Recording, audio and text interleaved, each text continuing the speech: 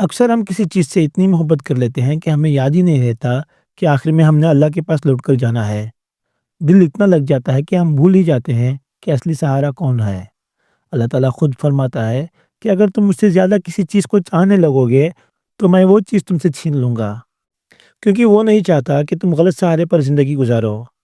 ये बिल्कुल उसी तरह है जैसे वालिदैन अपने बच्चों से फ़ोन छीन लेते हैं।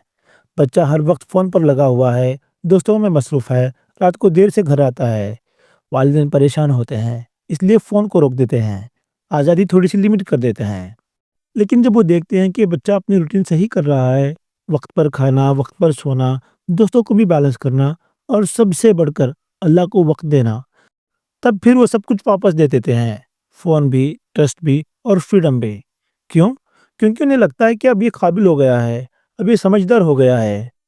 इसी तरह जब अल्लाह ताला आपसे कोई चीज़ लेता है, तो कभी-कभी ये इसलिए होता है कि वो चीज़ आपके दिल में अल्लाह से ज़्यादा जगह बना रही होती है।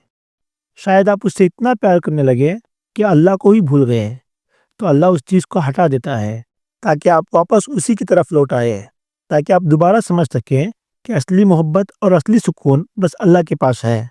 और फिर जब अल्लाह देखता है कि बंदा वापस आ गया, उससे वक्त देता है, उससे मांगता है, दुनिया से उम्मीद नहीं रखता, तो अल्लाह उसके लिए रास्ते खोल देता है। जब बंदा अल्लाह को अपना सबसे अजीज बनाता है, तो अल्लाह उसके लिए दुनिया की सबसे अजीज चीज़ें आसान कर देता है। ज़िंदगी में जब कोई चीज़ चली जाए, कोई नुकसान हो जाए, कोई आजमाइश आ जाए, तो ये मत सोचो, अब मेरा क्या होगा? मेरे भाई, आपके साथ अल्लाह ताला है।